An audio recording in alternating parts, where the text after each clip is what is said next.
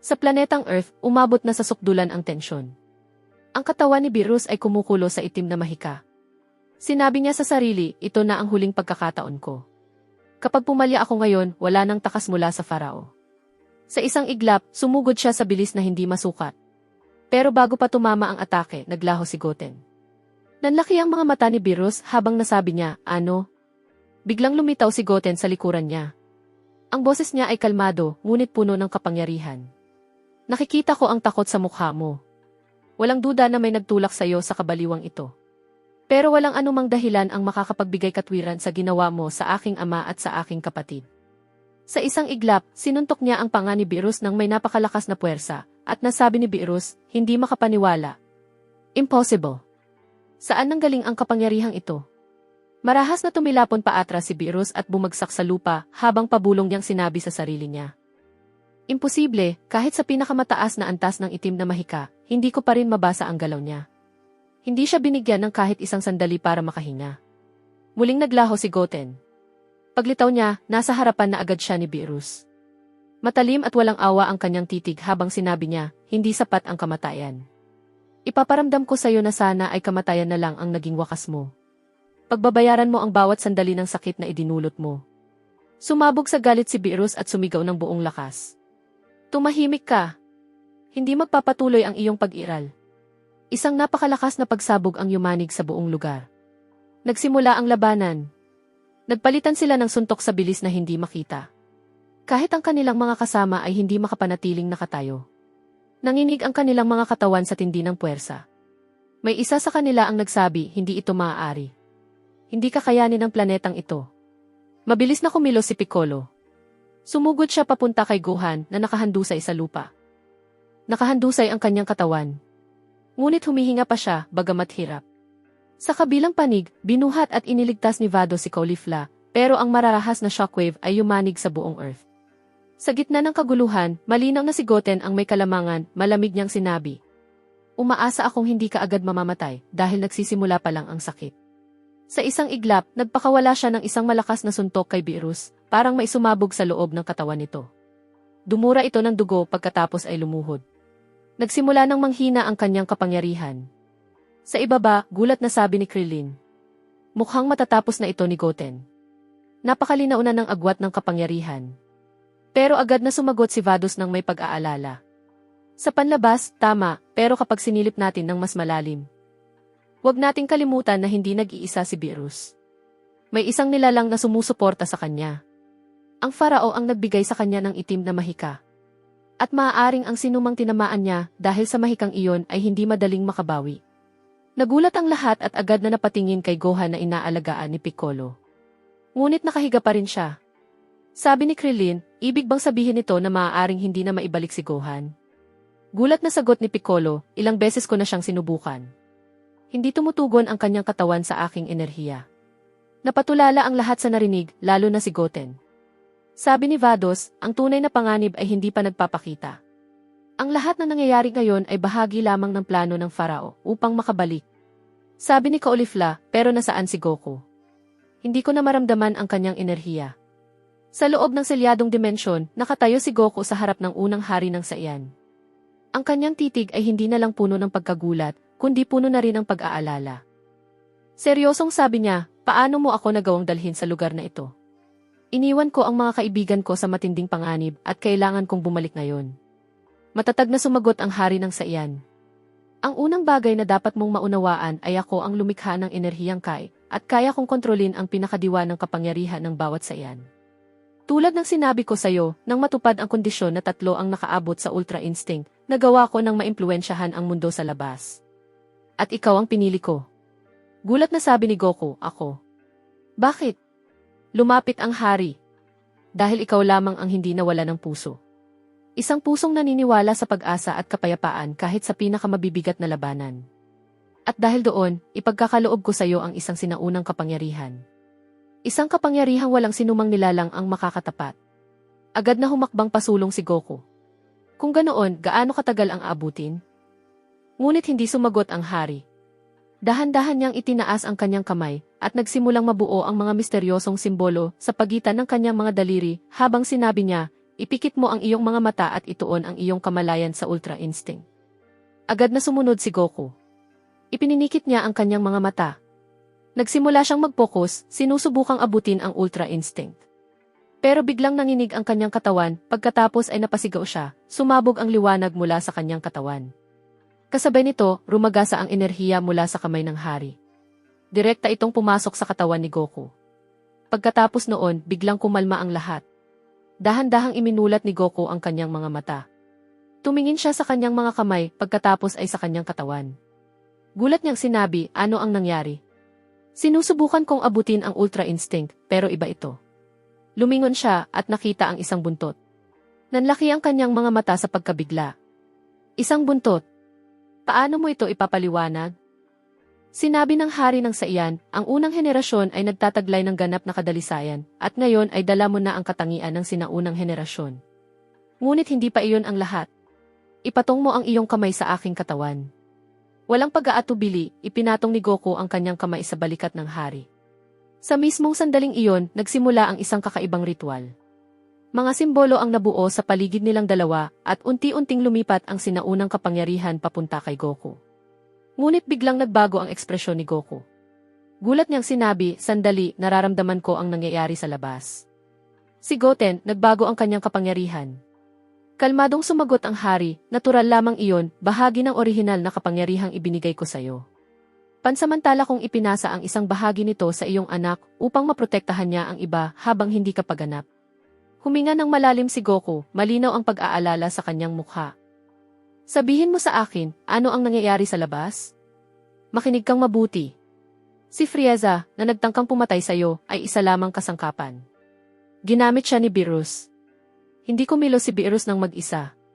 May isang sinaunang bagay na bumalik sa kanya. Isang nakabaong nakaraan na konektado sa dati kong kaaway. Natigilan si Goku, mabagal niyang sinabi. Ang kaaway mo. Isa pang hari, ang Farao, pinuno ng Hakai, at isang tusong salamangkero. Hindi nakapagsalita si Goku. Binalot siya ng katahimikan. Ang mundong kilala niya ay unti-unting naglalantad ng isang katotohanang mas malalim kaysa sa kanyang inaakala. Sa kabilang panig, nakaluhod si Beerus, hingal na hingal. Sa harapan niya, dahan-dahang naglalakad si Goten, parang tapos na ang laban. Huminto ito sa mismong harap niya. Sinabi ni Goten, sino ang Farao na nasa likod mo? Sino ang nagtanggal sa iyo sa sarili mo? At ginawa kang wala ng iba kundi isang walang isip na kasangkapan. Nakayuko si Beerus. Nakababa ang ulo niya. Hindi siya sumagot. Hindi siya gumalaw, parang iniiwasan ang tanong. Dahan-dahang itinaas ni Goten ang kanyang kamay, naghahanda sa pag-atake. Ayos lang. Mukhang pinili mo ang katahimikan. Walang problema. Sa huli, mamamatay ka rin at wala nang mababago ang anumang pag-amin. Wawakasan ko na ang iyong pag-iral ngayon. Sa sandaling iyon, isang kakaibang ngiti ang lumitaw sa mukha ni Beerus. Pagkatapos, bigla siyang naglaho. Sa isang kisap mata, lumitaw siya mismo sa likod ni Goten at mahigpit siyang sinunggaban mula sa likuran. Gusto ko ang kumpiyansa mo, bata, pero napaka-inosente mo. Hindi ka makakatakas sa hukay na ito. Ngayon, dudurugin kita sa bisa ng aking pagsabog ng Hakai. Kumalat ang pagkabigla sa buong paligid. Isa sa mga kaibigan ang nagsabi ng hindi makapaniwala, imposible. Paano siya biglang nagbago ng ganito kabilis? Ano ang kapangyarihang ito? Sabi ni Vados habang napagtanto niya ang lihim. Mukhang nag-evolve si Beerus habang nasa laban. Alam na alam ng Farao na kumukontrol sa kanya sa pamamagitan ng enerhiyang Hakai ang kanyang ginagawa. Sinimula ni Beerus na higpitan ang kanyang pagkakahawak ng buong lakas, pero hindi gumalaw si Goten. Pagkatapos, may narinig siyang tinig sa loob ng kanyang kamalayan. Goten, naririnig mo ba ako? Saglit na natigilan ang mga mata ni Goten. Ano? Ama! Sabi ni Goku, nakikipag-ugnayan kay Goten sa pamamagitan ng purong Kai.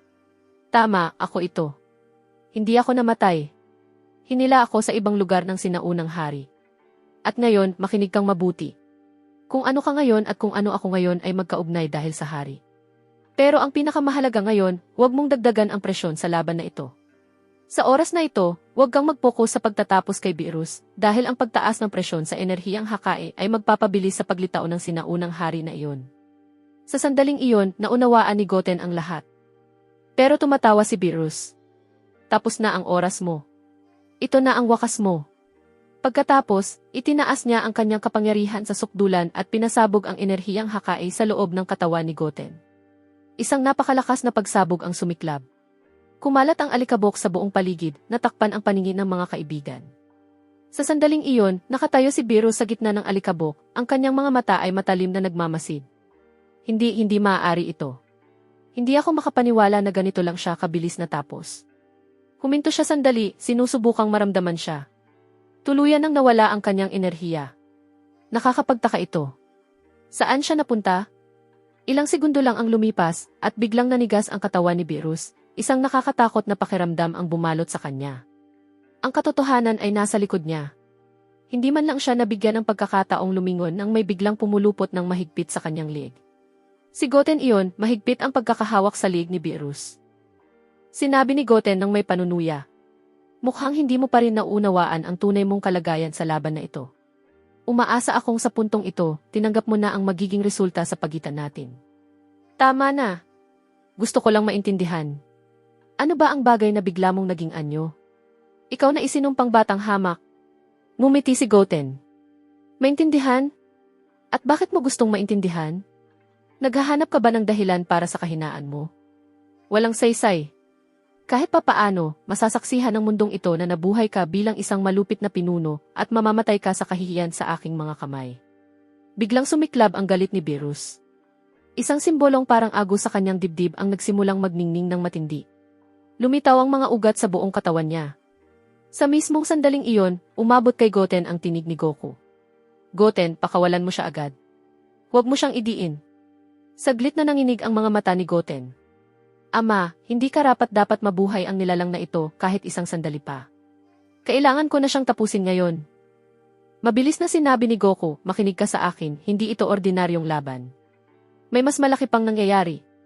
Ang Farao ang tunay na kaaway. Kasangkapan lamang si Beerus. Habang lalo mo siyang dinidiinan, mas lalo mong pinapabilis ang sakuna. Pero hindi sumagot si Goten at napasigaw si Beerus sa sakit at matinding galit. Sumiklab ang kapangyarihang Hakai sa nakakatakot na paraan. Sa kalawakan, naramdaman ni Vegeta ang marahas na pagyanig, sinabi niya ng may pag-aalala. Ano ang pakiramdam na ito?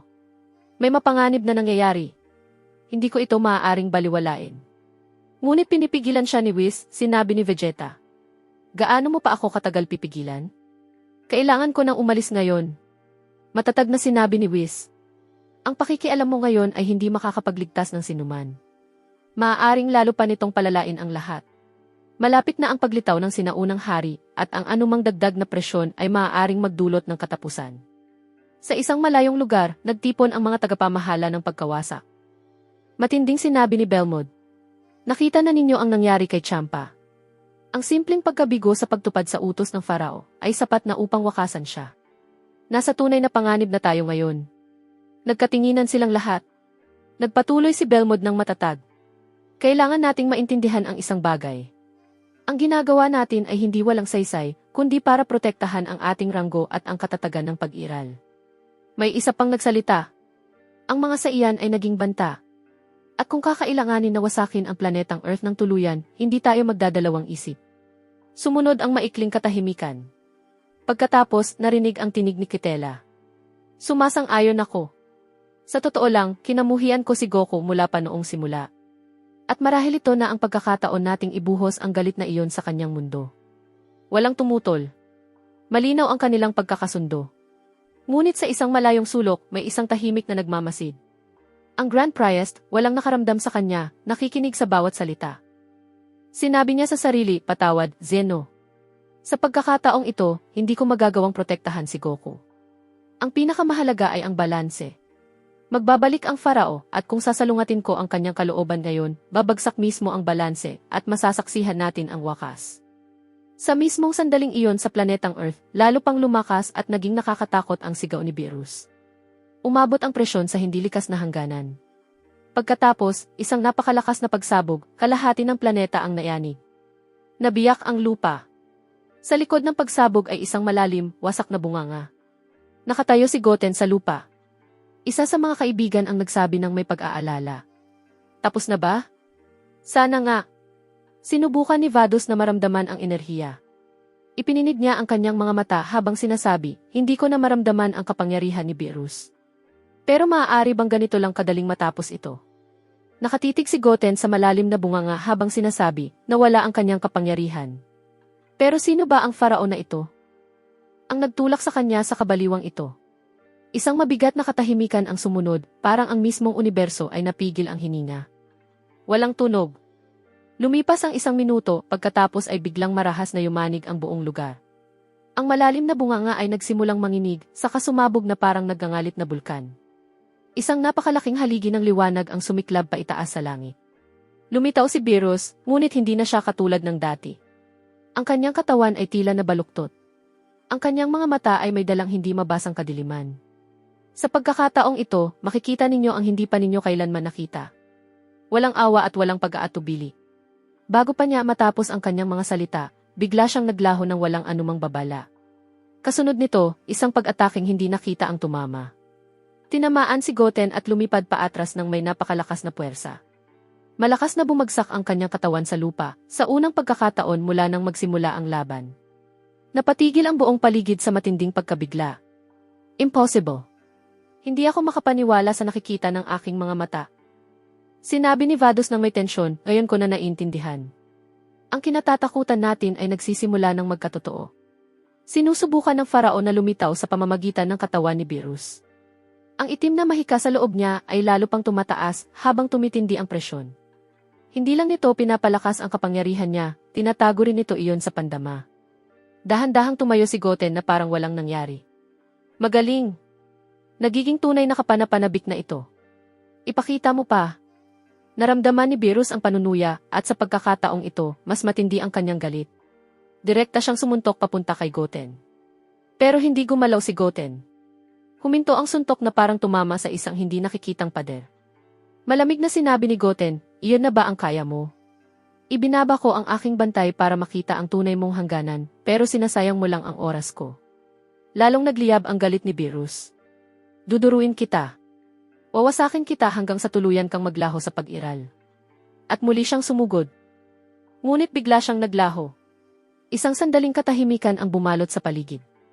Pagkatapos, lumitaw siya direkta sa itaas ng ulo ni Beerus, sa bilis na walang sinuman ang nakaunawa, hindi ang mga kaibigan, ni si Beerus mismo. Impossible. Ang bilis na ito ay lampas pa sa antas ng kapangyarihan ng isang anghel sa kanyang normal na anyo. Nanatiling kalmado at mapanukso si Goten habang sinasabi niya. Tapos na ang pagsubok. Ngayon, ipapakita ko na sa iyo ang tunay na agwat sa pagitan natin. Hindi na nag-aksaya ng oras si Goten. Naglaho siya sa kanyang kinatatayuan, saka nagpakawala ng isang suntok. Sa pagkakataong ito, naiyanig ang katawan ni Beerus mula sa loob. Pagkatapos, tumigil ang lahat. Nawala ng malay si Beerus sa mismong sandaling iyon. Iniunat ni Goten ang kanyang kamay at sinunggaban siya mula sa ibaba gamit ang isang kamay. Itinaas siya sa ere sa isang nakakahiyang paraan habang sinasabi, wala ka ng silbi ngayon, at kailangang linisin ng planetang ito ang sarili nito mula sa iyo. Sa isang galaw, marahas niya itong ibinagsak papunta sa lupa. Humakbang si Goten pasulong, itinaas ang kanyang kamay, at nagsimulang magtipon ang enerhiya rito. Sinabi ni Goten sa mababang tinig ngunit nakakatakot. Ngayon, matatapos na ang lahat. Sa isang iglap, pinakawalan niya ang pag-atake. Nilamon ng liwanag ang lahat. Pagkatapos, katahimikan. Walang bakas ni Beerus. Napatitig ang mga kaibigan sa tagpo, nababalot ng pagkabigla. Sinabi ni Trunks, tapos na ba ang lahat? May isa pang nagsabi, malinaw ang agwat ng kapangyarihan, walang paraan para makaligtas siya. Pero nagbago ang ekspresyon ni Goten. Dahan-dahan siyang tumingala sa langit, parang may hinihintay. Lumipas ang mahahabang segundo hanggang may isang nagsabi, kakaiba, ano ang tinitingnan niya sa langit? Nabiyak ang kalangitan. Lumitaw ang mga tarangkahan ng liwanag. Sila ang mga tagapamahala ng pagkawasak, lahat sila. Iisa lang ang dahilan ng kanilang pagdating. Tumingin si Goten sa kanila ng may galit. Kilalang kilala ko ang mga tingin na iyan. Dumating kayo para tapusin ang sinimulan niya.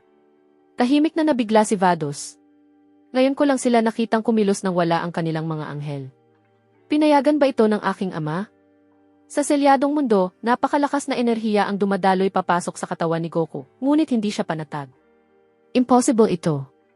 Naroon ang mga tagapamahala ng pagkawasak. Kailangan kong magmadali. Gaano pa ako katagal mananatili rito? Bilisan mo, Hari, pakiusap. Sinabi ng sinaunang hari habang ipinapadaloy ang kanyang kapangyarihan kay Goku. Magtiyaga ka, Goku. Marami pa ang natitira. Mag-focus ka at kalimutan muna ang labas na mundo. Sa kalawakan, nararamdaman din ni Vegeta ang nangyayari. Hindi ito matatapos ng mapayapa. Ano ang nangyayari roon? Galit siyang tumingin kay Whis. Magsalita ka, Whis. Ano ang ibig sabihin nito? Kalmadong sumagot si Whis. Pakalmahin mo ang sarili mo, Vegeta. Isinasagawa ko ang utos ng aking ama at nakikita niya ang hindi natin nakikita. Mas alam niya ang kabutihan ng pag-iral kaysa sa atin. Sa planetang Earth, humakbang pasulong si Belmod. Iisa ang dahilan ng pagdating namin, ang lipulin ang mga saiyan sa pamamagitan man ng puwersa o pakikipagkasundo. At kung kinakailangan, wawasakin namin ang planetang ito. Matatag na humakbang si Goten pasulong. Ayos. Gusto ninyong lipulin ang mga saiyan? Gawin ninyo kung karapat-dapat kayo. Tumawa si Quitela habang sumagot. Napatawa mo ako. Kung si Goku ang pinag-uusapan, magiging kapanapanabik iyon. Pero ikaw, isang batang sumisigaw lamang. Nagbago ang ekspresyon ni Goten habang sinasabi, subukan ninyo ako. Naghanda siyang umatake, ngunit sa sandaling iyon, may isang sinag, walang nakakita, walang nakaramdam. Basta na lang nitong tinagos ang katawan ni Goten mula sa likuran. Katahimikan. Pagkabigla. Maging si Goku sa sinaunang dimensyon ay nabigla rin. Bumagsak si Goten sa kanyang mga tuhod, naglaho ang kanyang anyo, unti-unting nawala ang kanyang kapangyarihan. Sa likuran niya, lumitaw si Beerus, ngunit ang natira sa kanya ay hindi na siya. Lubos na nabaluktot ang kanyang katawan, parang may bagay na pilit lumalabas mula sa loob niya. Sa sandaling iyon, may napagtanto si Vados. Hindi ito simpleng pagkaligtas. Umabot na sa sukdulan ang itim na mahika. Kahit si Goten ay hindi na siya maramdaman. Wala nang gaanong oras. Malapit nang lumitaw ang Farao. Tuluyan nang nawalan ng malay si Beerus. Nakahandusay ang kanyang katawan sa lupa, walang galaw. Isa sa mga tagapamahala ng pagkawasak ang humakbang ng mabagal at tumingin kay Goten na naghihirak sa lupa habang sinasabi, masasaksihan mo ang isang malupit na wakas. Babalik ang aking ama sa inyo. Ito ang aking pangako. Maramdaman man ninyo siya o hindi, walang awa ang ipapakita ng aking ama sa inyong lahat. Napabulala si Krillin sa pagkabigla. Ano? Buhay pa si Goku, pero walang sinuman ang makaramdam sa kanya. Sa sandaling iyon, lalo pang nag-alab ang galit ng tagapamahala at itinaas niya ang kanyang kamay. Hindi mahalaga. Hihintayin namin ang pagbabalik niya at saka ang kanyang katapusan. Ang Farao ang tanging mahalaga ngayon. Dapat isakatuparan ang kanyang mga utos. Pero hindi niya natapos ang kanyang pagsasalita. Nakialam si Trunks. Sumugod siya pasulong sa kabila ng matinding sakit at nagsalita ng malakas. Lumayo kayo sa kanya. Kung gusto ninyong lumaban, dumaan muna kayo sa akin. Mahinang nagsalita si Goten. Trunks, pakiusap, tumakbo ka na. Walang saysay ito. Pero mariing umiling si Trunks at sinabi, hindi kita iiwan. Kung gusto nilang lipulin ang mga saiyan, isa rin ako sa kanila at lalaban ako para protektahan kayong lahat. Ngunit biglang may atake mula sa likuran, tumagos ito sa kanya. Napunit ang likod ni Trunks sa isang nakamamatay na tama. Hindi man lang niya nakita kung saan ito nanggaling. Pagkatapos, narinig niya ang isang tinig mula sa likod niya. Pasensya na, pero ayoko ng masyadong maraming salita. Bumagsak si Trunks sa lupa sa harap ng lahat, at ang katahimikan ay napalitan ng ganap na pagkabigla. Sa mismong sandaling iyon, sa kalawakan, may sumabog sa loob ni Vegeta. Hindi na ito simpleng galit lamang, kundi kabaliwan. Sinabi niya habang nanginginig, hindi na muli. Hindi ako mananatili rito. Biglang sumiklab ang kanyang enerhiya na parang bagyo. Kahit si Whis ay hindi makapanatiling matatag sa ilalim ng presyon. Pagkatapos nito, lumitaw ang anyo, ang parehong forma, ang parehong aura, ngunit sa pagkakataong ito, hindi ito kontrolado ni Vegeta. Nabahala si Whis, saglit na nagbago ang kanyang ekspresyon, parang may napagtanto siyang mapanganib, ngunit wala siyang sinabi. Sa sandaling iyon, naglaho si Vegeta ng walang babala, at isang pag-atake ang pinakawalan, isang suntok na sumugod sa nakakatakot na bilis, napakabilis na kahit si Whis mismo ay hindi ito lubos na masuri. Ang bilis na ito, hindi ito likas. Muling naglaho si Vegeta. Hindi si Whis ang kanyang pakay. Sumugod siya na parang nakamamatay na kidlat, tumatago sa kalawakan, diretsong patungo sa larangan ng pagkawasak. Sa planetang Earth, bumagsak si Trunks sa tabi ni Goten. Pareho silang walang galaw. Bigla, isang napakalaking sinag ng liwanag ang bumiyak sa kalangitan. Bumagsak ito na parang nagliliyab na bulalakaw. Nakatayo roon si Vegeta. Direktang napunta ang kanyang tingin sa katawan ni Trunks. Sandaling nabasag ang kanyang ekspresyon. Trunks! Pagkatapos, itinaas niya ang kanyang ulo patungo sa mga tagapamahala ng pagkawasa. Walang kahit anong bakas ninyo ang matitira. Wala akong pakialam sa dahilan o paliwanag ng nangyari. Saan man kayo dalhin ito, hindi kayo makakataka sa aking kamay. Sa selyadong mundo, umabot na sa sukdulan ang enerhiya. Kumukulo sa kapangyarihan ang katawan ni Goku.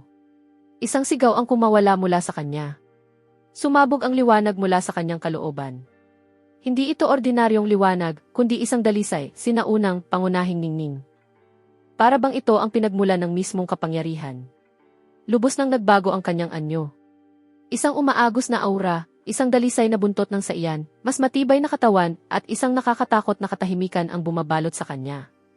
Hindi na katulad ng dati ang kanyang mga mata. Naging matalas at malalim, parang nakakakita lampas sa realidad. Sinabi ni Goku, ano na ngayon? Gusto kong bumalik agad. Wala akong ipapakitang awa. Tumingin ng matatag ang sinaunang hari sa kanya, saka nagsalita, hindi pa, malapit ka na. Ito ang landas patungo sa maalamat na sinaunang gintong anyo. May isang huling hakbang pa. Naunawaan ni Goku na nasa tarangkahan na siya ng pagpasok sa isang sinaunang maalamat na gintong anyo. Kailangan niya ng pagtitiyaga. Vegeta, ang kapangyarihang ibinigay sa iyo ay hindi walang saysay. Alam kong hindi mo naunawaan ang nangyayari pero pigilan mo sila. Magtiis ka hanggang sa dumating ako. At saka matatapos ang lahat, kasama na ang Farao.